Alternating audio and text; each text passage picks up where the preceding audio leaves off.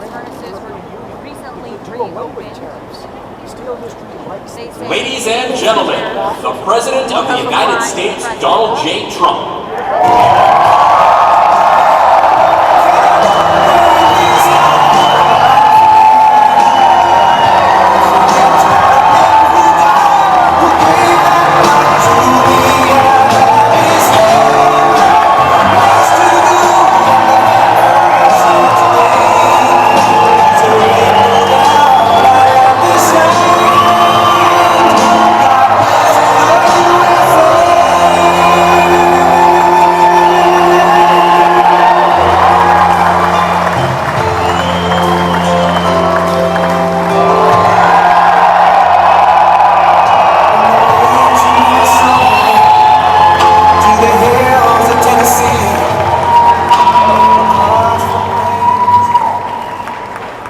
That's a great song, isn't it?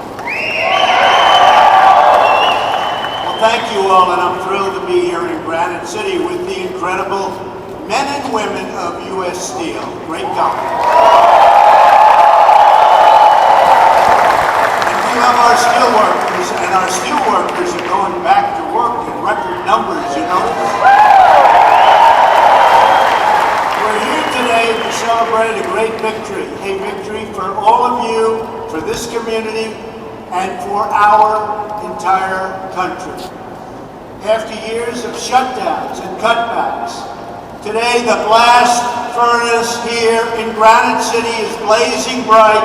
Workers are back on the job, and we are once again pouring new American steel into the spine of our country.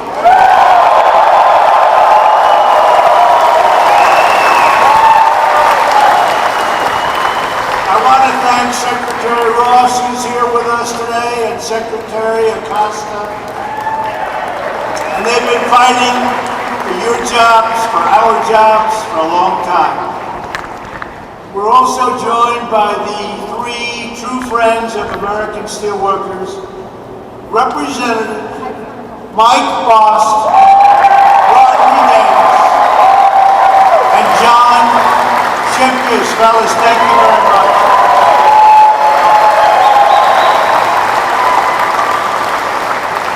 Fight for you. I tell you what, those three people fight for you all the time.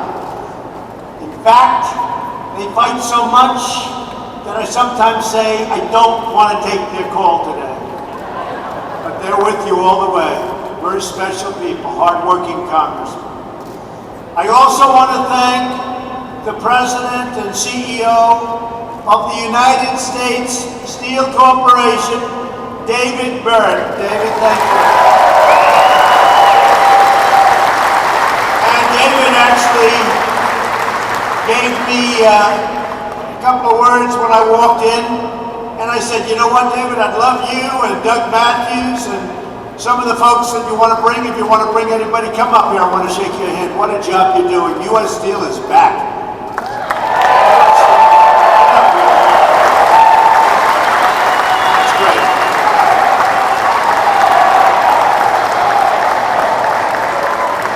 I'd love you to say a few words and explain what's happened over the last 4 or 5 months with steel in the United States. Thanks, David.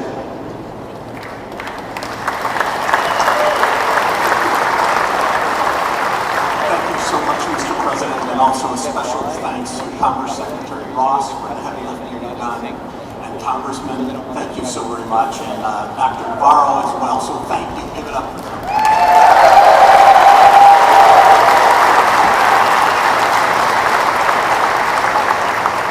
It does indeed feel like a renaissance here for U.S. Steel. You know, the President's been in office really only a short time, but a lot has happened for our company because of the President. Thank you, sir.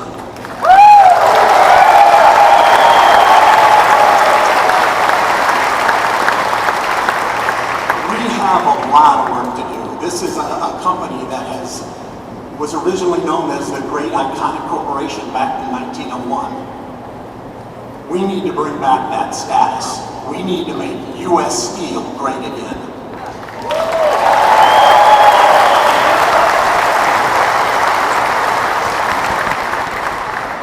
We are so fortunate to have this type of leadership at this point in time. We're so glad you're back, and I'm so glad you're back working safely. You know, we can do this.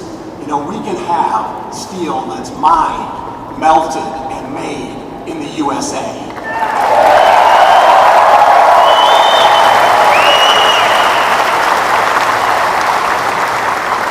In fact, that's exactly what this facility does. It gets the taconite pellets from our mining site in Minnesota. We get gold from Appalachia. We put it all together, and we're able to make this great steel, and you're back because of the policies that are in place, and we need to keep those policies in place. And with a president like this, we just know he will never blink.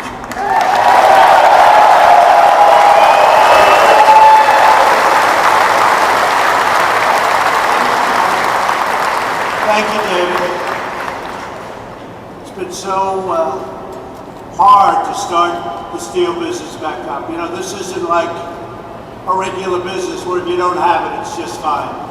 You need steel coming from our country. You need aluminum coming from right here in the USA. And we've got aluminum coming out good. We've got steel coming out beyond good. I think we can say that, David. And we have lots of other things happening. And we'll be talking about them as we go along. I want to introduce a very special person, a tremendous talent. Of course, I'm a little prejudiced because she's my daughter, Ivanka. I said, I'll bring you up.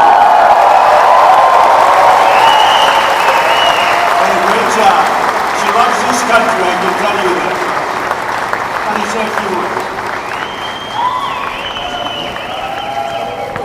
Thank you. Wow, it's great to be here in Illinois.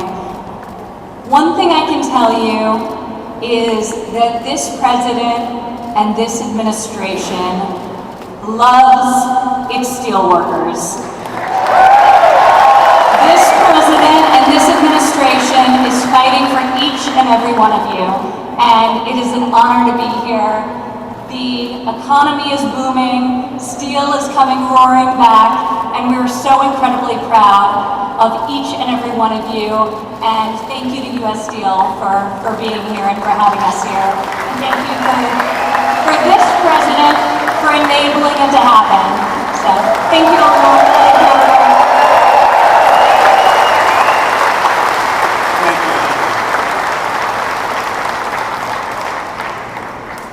Yeah, we've made a lot of improvement. A lot of things are happening, and together we really are starting to live by two very important rules: buy American and hire American.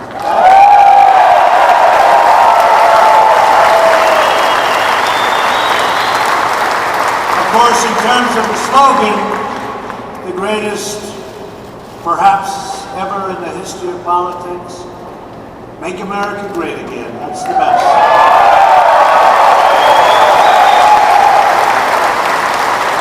And in a couple of years, we changed that slogan, I hate to tell you this, to keep America great, because that's what's happening.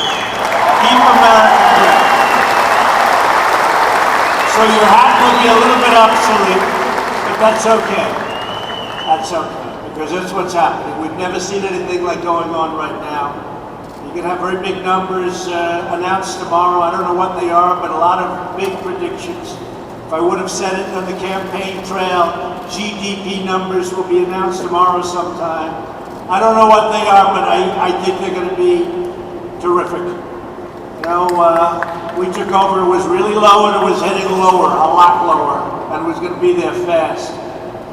And great things have happened. So whatever those numbers are, watch for them. Somebody actually predicted today 5.3. I don't think that's going to happen. 5.3.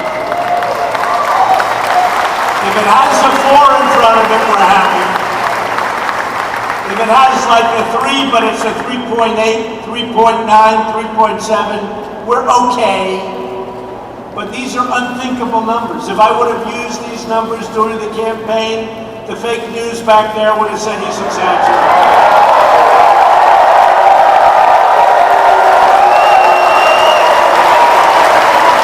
Look at all those cameras.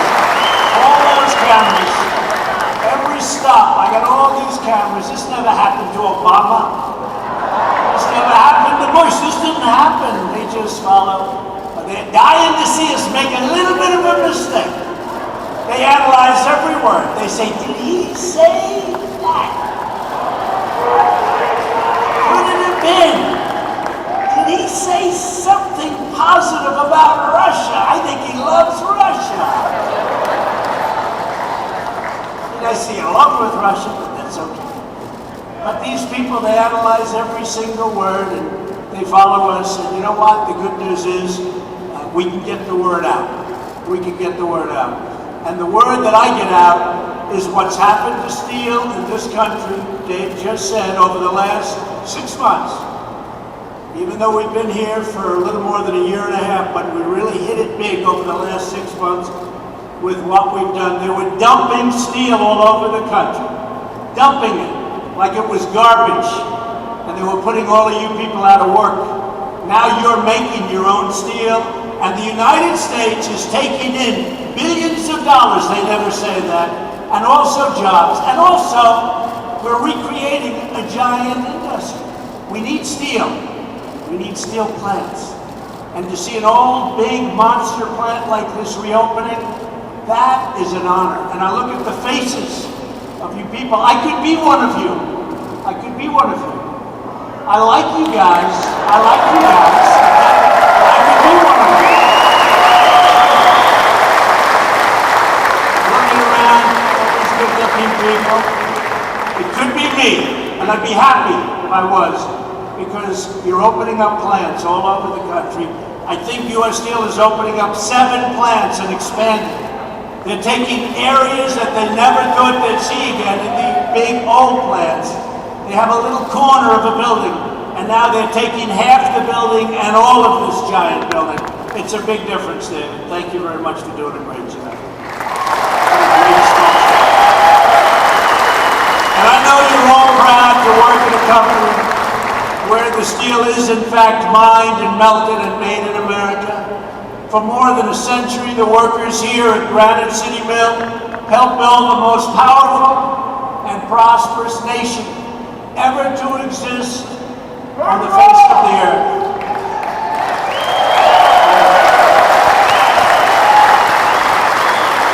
They poured the sweat from their brows and the love from their souls to support their families, and they love their country. We all love our country. But bad things were happening. 3 years ago, the flood of subsidized imports and the tidal wave of unfair trade targeting our steel industry and, frankly, lots of other industries. It finally caught up with Granite City Steel. Hundreds of workers were laid off.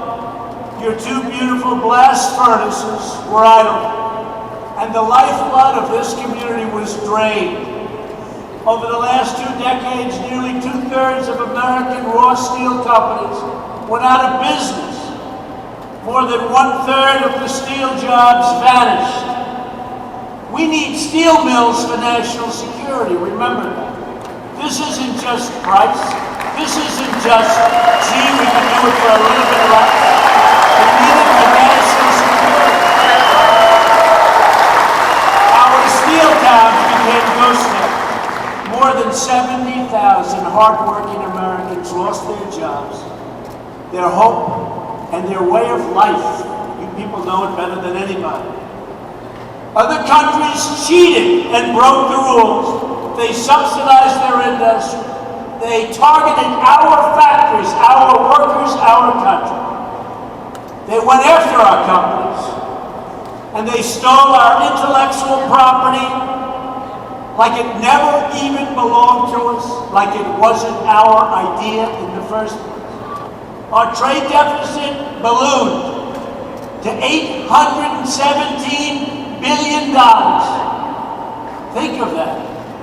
We lost $817 billion a year over the last number of years in trade.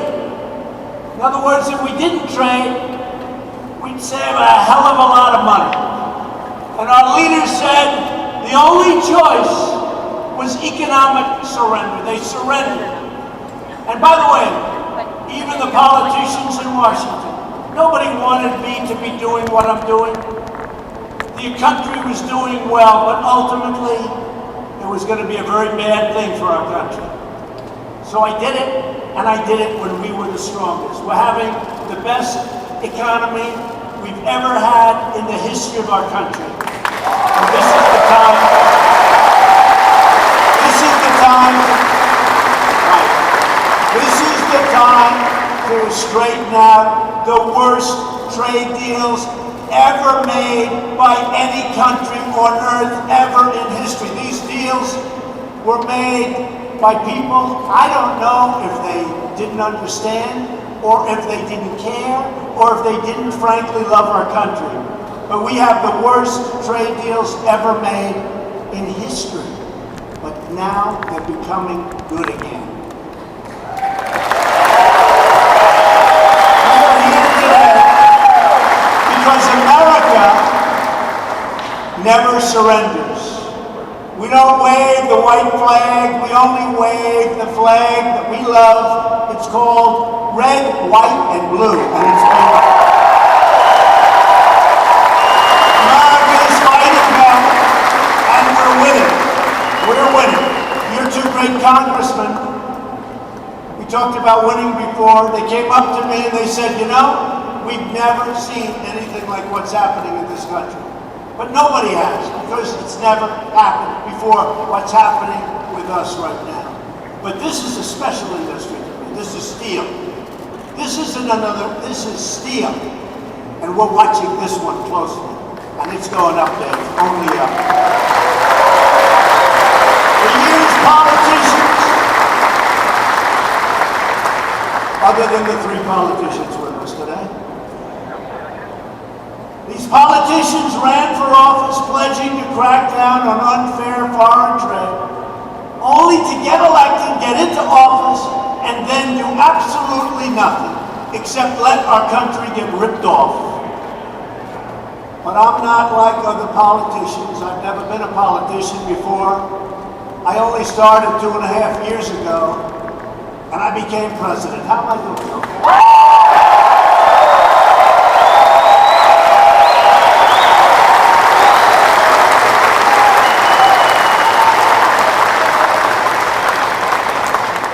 My promises, and I keep my promises to your industry, and I keep my promises to the workers of this country. 4 months ago, I stood alongside steelworkers just like you, and I announced that to defend our national security, we were placing a 10% tariff on foreign aluminum and a 25% tariff on foreign steel. That very same week, U.S. Steel announced it was restarting production right here in Granite City and bringing back far more than the original estimate of 500 jobs. A lot more than that now.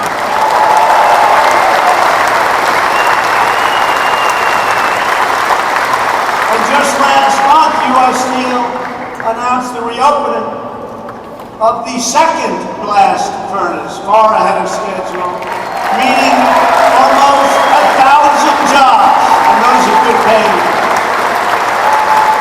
Very soon, these amazing workers will once again be pumping out 2.7 million tons of raw American steel every single year. And the number's going to go, Dave, a lot higher than that. I can say it. You probably aren't allowed to do that, but I can say it, okay?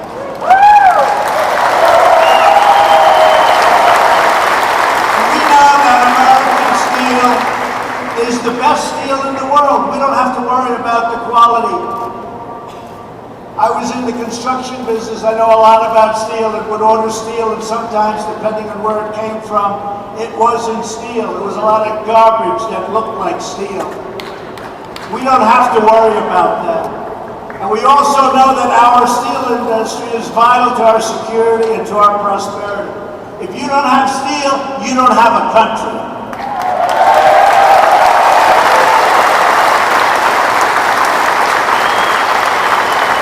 Together, we're sending a message to our foreign competitors.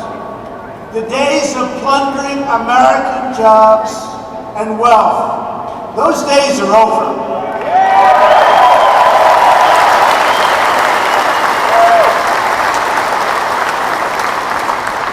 Just like I promised, we are finally putting, first time in a long time, many decades, we're putting America first.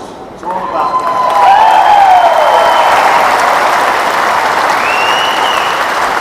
And by the way, other countries, and I said it last year at the United Nations, other countries, they should put themselves first, right? They should put themselves first.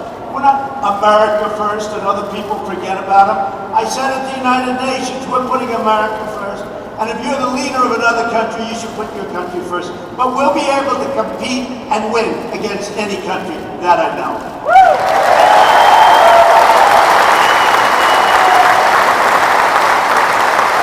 I also know that not one person in this room has sat down since I got up and started speaking. And I know that the press will say that he didn't get any standing ovations.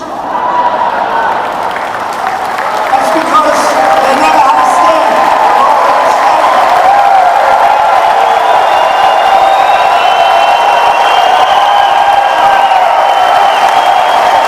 They're already standing, so they're saying this was not a well-received speech. He didn't get any standing ovations. No, they slid. What do you do when they stood from the beginning to the end of the speech? But I want to thank everybody, and thanks to our tariffs, auto factories throughout our nation are roaring back to life. Republic Steel is bringing back 1,000 jobs in Ohio. The Georgetown Mill in South Carolina. American manufacturers are optimistic about their company's outlook. That's the highest level ever recorded. And this is old-time statistics. They've been around a long time. That's the highest level ever recorded.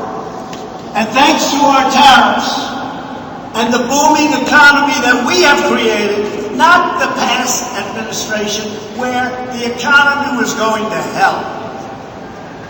U.S. Steel is now in the early stages, David, of investing over $2 billion in asset revitalization that will invest hundreds of millions of dollars, not just here, but in Pittsburgh, Detroit, and Gary, Indiana.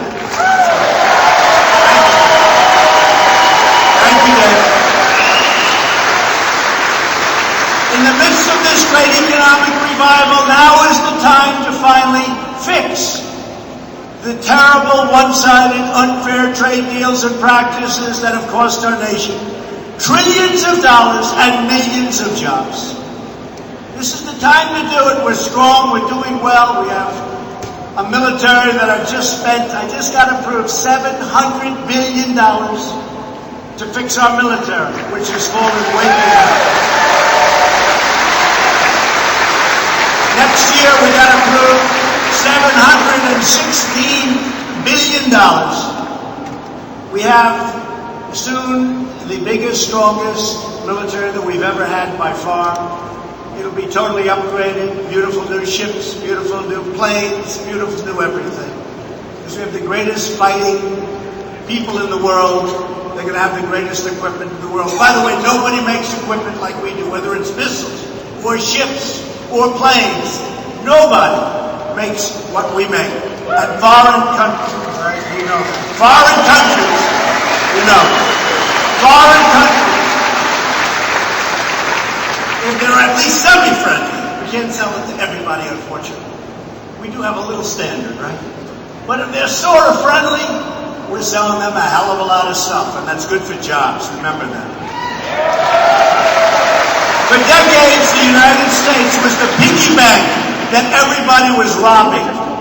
We were the big, dumb piggy bank, and everybody was robbing us blind, the whole world. The United States had racked up $13 trillion in trade deficits since 1994. Think of that, $13 trillion. Since China's entry into the World Trade Organization, another disaster for us, in 2001. That's when China, it was flatlined for decades and decades. And exactly with the World Trade Organization, they shot up and went through the roof. But right now, we're doing a lot better than China, and we're doing a lot better than any country on earth. We're rated #1 in the world for growth and other elements. #1 in the world. And whoever thinks we're going to get out of it.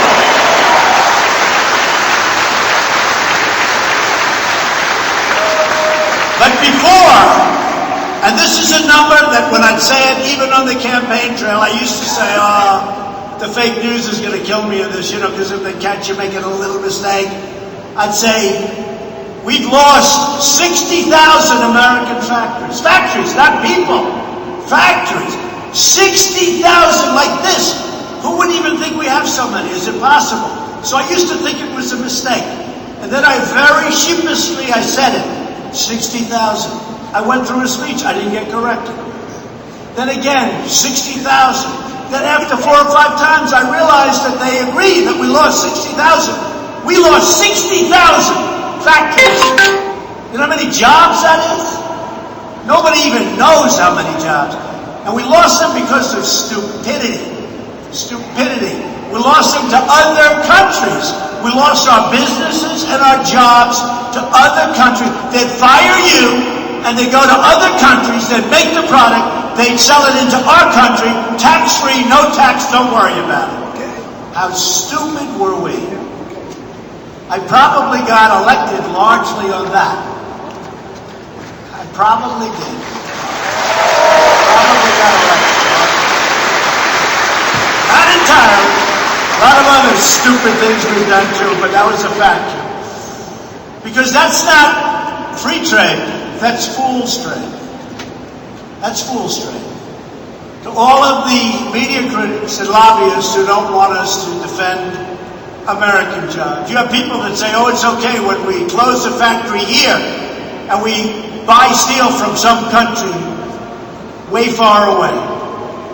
I say to those people that we are not starting a trade war. We've been in a trade war for many years, and we've lost for many years. But over the last year and a half, we are winning. We're back, and we're winning, and we are winning bigger than anyone understands.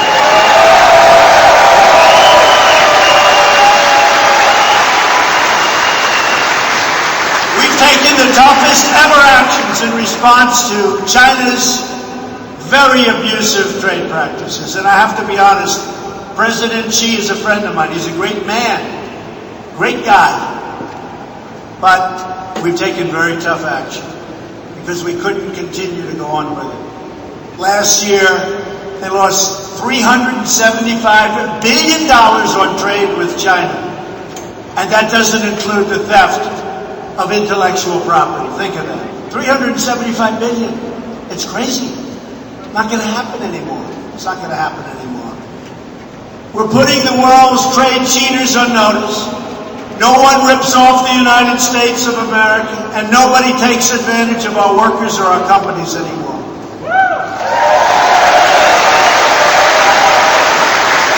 And this includes protecting our great farmers. Our farmers are incredible. Agriculture and related industries have lost 1 million jobs in the last 20 years.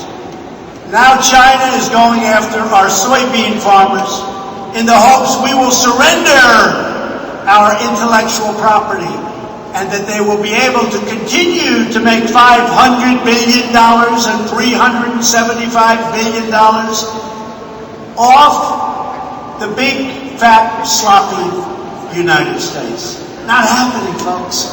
And our farmers are patriots. Remember that. Our farmers are patriots. And they're saying the president is doing the right thing.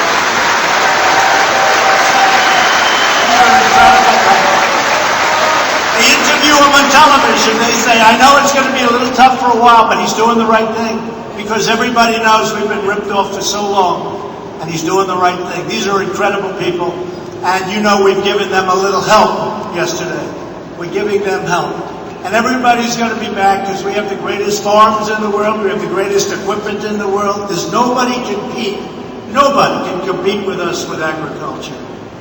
And these tactics, so they're not working because we're not going to give China or any other country a veto on United States national security. We're not going to do it. And we will not let anybody bully our wonderful American farmers. Our fortunes as a nation rise and fall together. And that is why we are going to stick together and win for our farmers and our factory workers, our steel workers, here we are, all across this nation. I'm very proud to report we have reached a breakthrough agreement yesterday with the European Union, commonly referred to as Europe,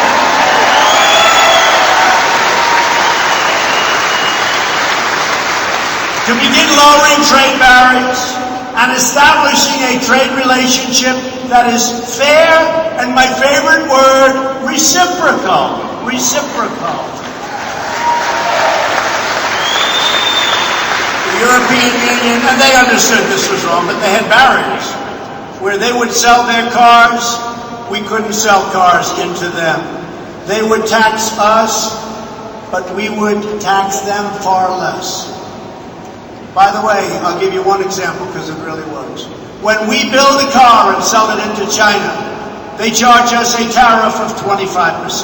When they build a car and sell it into the United States, we charge them a tariff of 2.5%. And by the way, and they don't pay it. So we get 2.5%, and they get 25%. Other than that, it's a very fair deal. Does that sound fair? Very fair. I say, where the hell have our people been? And honestly, I don't think they cared. I just don't think they cared. And it's nasty. Look at the bad press I'm getting. These guys, oh, he's putting tariffs on. He's being nasty. He was nasty at NATO. They said I was too nasty to NATO and too nice to Russia. Figure that one out, okay? And yet I'm the one that told NATO and Germany, why are you selling? Why are you doing this? Why are you buying all of this gas and paying Russia billions and billions of dollars for your energy? I brought that up. But they said he was so nasty. Well, let me just tell you what happened with that. Last year they paid $44 billion more than they ever paid before. And if you look at NATO, it was going this way, it was going down. Everybody was delinquent. They were not everybody, but almost everybody. The United States wasn't. By the way, Germany pays 1%, and we pay 4.3%. Do you think that's good? And the one thing I know about NATO for sure, it's better for Europe than it is for us. A lot better for Europe. But think of it. So you have these countries that were paying so little, and that gives them a big economic advantage because we're protecting them, and they have a very small cost of military. Whereas we have a massive cost, I just told you, $700 billion. And we're protecting them. So, at the end of that meeting, they agreed that they would be paying up. Hundreds of billions of dollars more money will be spent on NATO. And we're not going up, by the way. We're not going up. We're not going up. Hundreds of billions of dollars. And the head of NATO, the Secretary General Stoltenberg, great guy, he's my biggest fan in the whole world. He said, without President Trump, these people just weren't paying their bills. And now they're paying their bills and they're proud to do it. But the press said, I treated them badly. I treated them with disrespect. These are kings, queens, presidents, prime ministers, and a dictator or two. They were the ones that actually were able to pay the easiest. So I did a good job with you for NATO, but they don't talk about that. There were actually stories written about my attitude with NATO, and they didn't say that hundreds of billions of dollars more have been agreed to be paid. And that was the whole purpose, because our country was being taken advantage of. We were paying anywhere from 70 to 90% the cost of 29 total countries in NATO. Not anymore. Not anymore. as part of our agreement,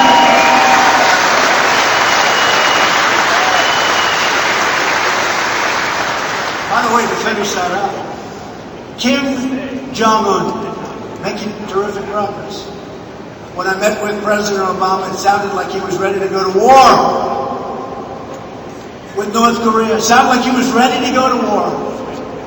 I said, did you ever speak to him? No. I said, wouldn't it be nice to at least speak? Did you ever speak to him? No. But it sounded to me, respectfully, like he was ready to go to war. Seoul, which is a massive city, 30 miles away from the border. Forget about nuclear. They have thousands and thousands of cannons. They call them cannons, massive guns, aimed right at Seoul. And now you see what's happened. Now, who knows ultimately what's going to happen? But for 9 months, no nuclear tests, no rockets going up, no missiles going over Japan. We got our 3 hostages back.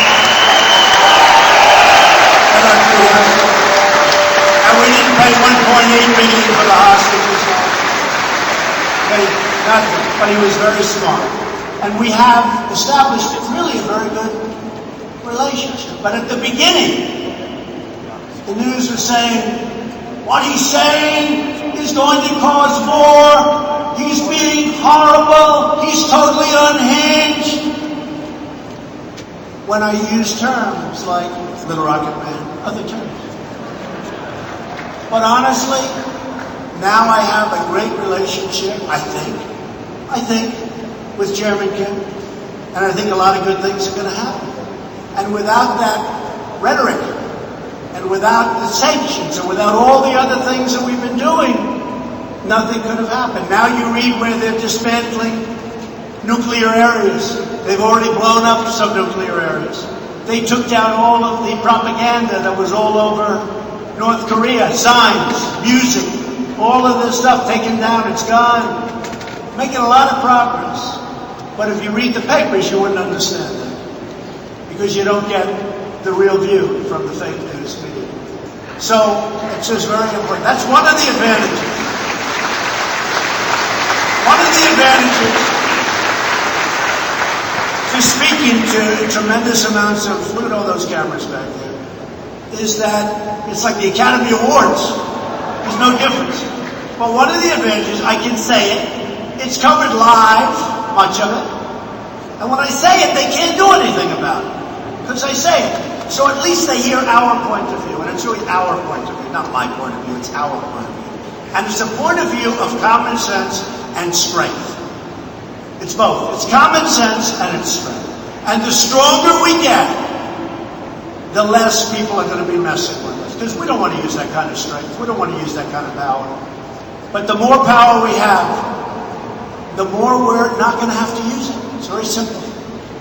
So as part of my agreement with the European Union, they've agreed to purchase almost immediately large amounts of American soybeans because China really tried to hurt the American farmer. China tried to hurt the American farmer because that way they were going to hurt me, and that way you would go in November and you would vote for people that don't want borders, they don't care about crime, they want to get rid of ICE. Democrats, how about the new one? They want to get rid of ICE. ICE is tough and ICE is smart. And they go in and they knock the hell out of MS-13. These are killers. They use knives because it's more painful than guns. And ICE goes in like it's a day at the office. These are tough people. They got to be tough people. Because MS-13 are these gangs that the worst laws, immigration laws in history have allowed into our country. Catch and release. How about that one? You catch a criminal. You take his name and then you release him. He's got to show up to court within 4 or 5 years. In the meantime, they're committing crime in our country. These are the laws we have to work with. And despite that, we're setting records. But we have horrible, horrible immigration laws, and we're going to get them fixed. You got to vote Republican, folks. You got to vote. Vote for these 2 congressmen. You know what we're doing.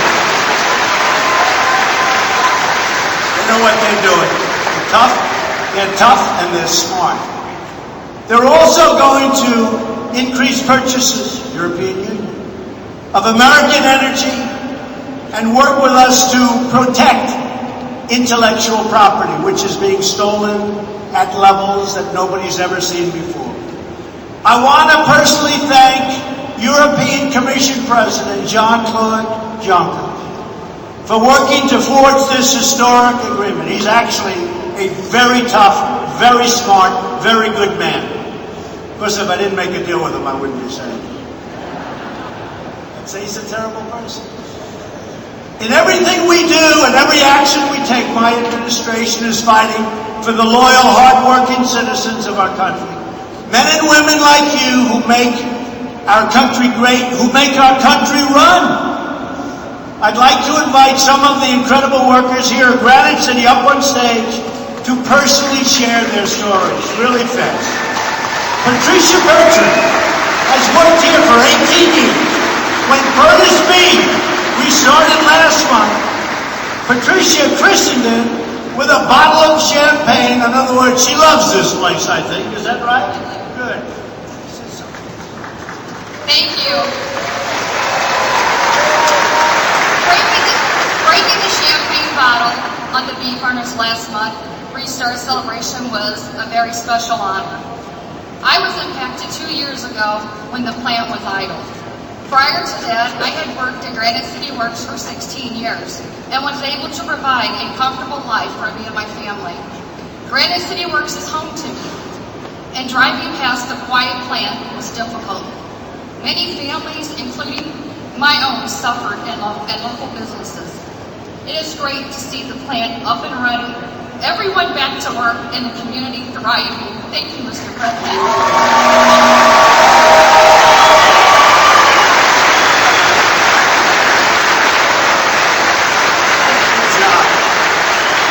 Patricia, don't ever run against our congressmen, please, because you're going to win, and we need them. Don't ever run against them. What a great job. Also joining us is Tony Zanowek, a bricklayer who has worked here for 36 years. Tony, come on up. Tell us a little bit how it feels to be back on your job.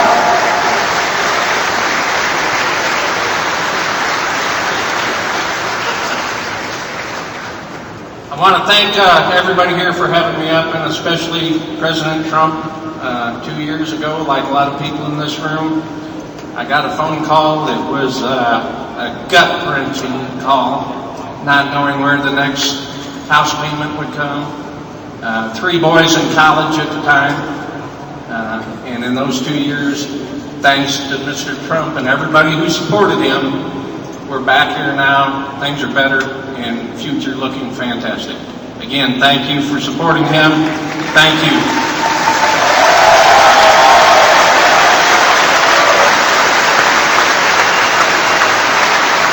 Thank you, Tony. Also here is Bobby Ellis. He's a Marine Corps veteran and the second generation of his family to work right here at the Granite City Mill. Bobby?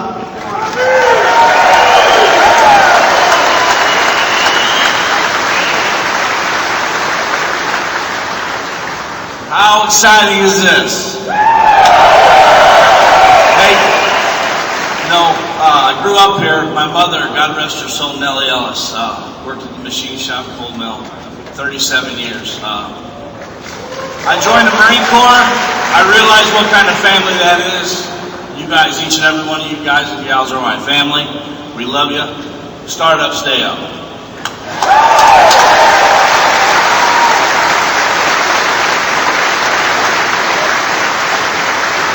Finally, I'd like to hear from Neil Witt, a third-generation employee who started here over 40 years ago and climbed the ranks to become a plant manager, and now he's back. How does that feel? Come on.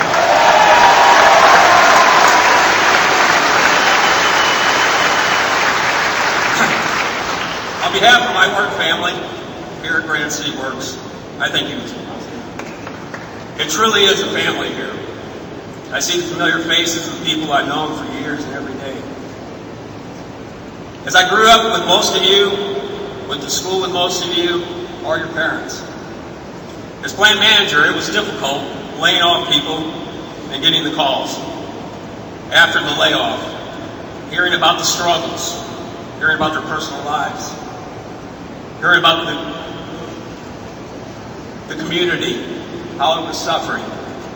However, the plant was able to come back thanks to all the hard work from every one of you and the dedication from every one of you. And your support, Mr. President.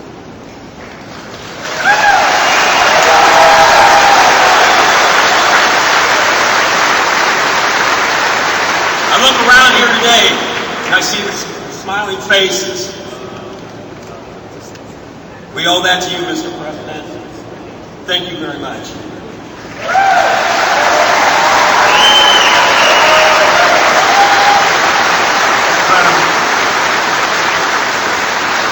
Incredible job. Thank you all for it. Thank you very much. And those stories are inspiring for everybody in our country, and you have a lot of people listening right now. We want every American to know the dignity of work, the pride of a paycheck, and the satisfaction of a job well done. That's what's happening right here in Granite City. Made in America. It's not just a slogan, it's a way of life.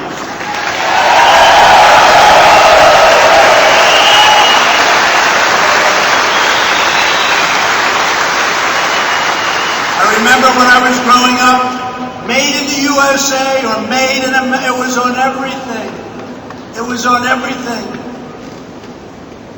A country, Czechoslovakia, a long time ago, people used to take single dollar bills and they used to paint them and paste them onto the windshield of their car because it represented America. That's all coming back here. That's what's happening.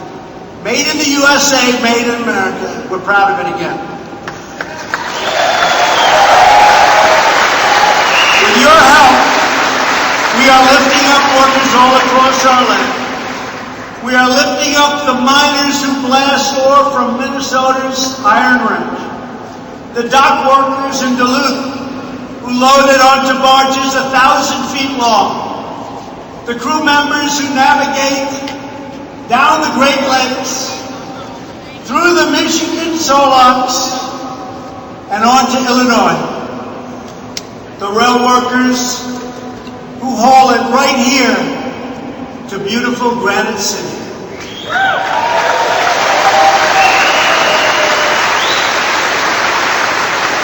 And everyone that touches the barge, the trucks, the trains that carry the work of your hands to destinations all across our country, all across the world, to factories and construction sites, into our stores, our homes, our driveways. We thank you.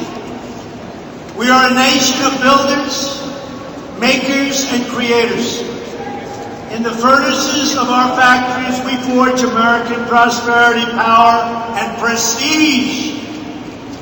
Remember that word, prestige. Our country is becoming prestigious again. I meet with leaders. They all come to me and they congratulate me on what we've done. They respect us. America is back.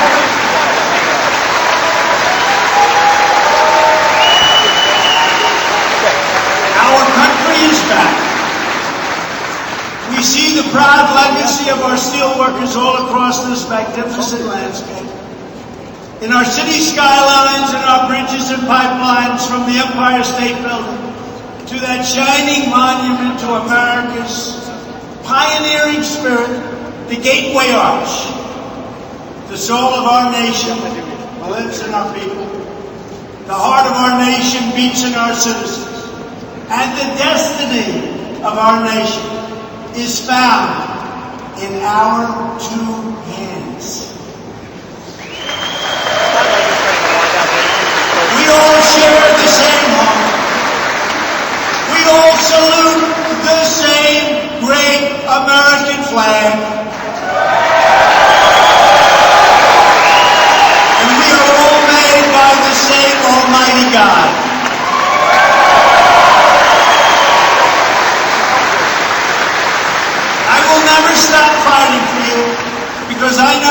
are the ones that are rebuilding our nation.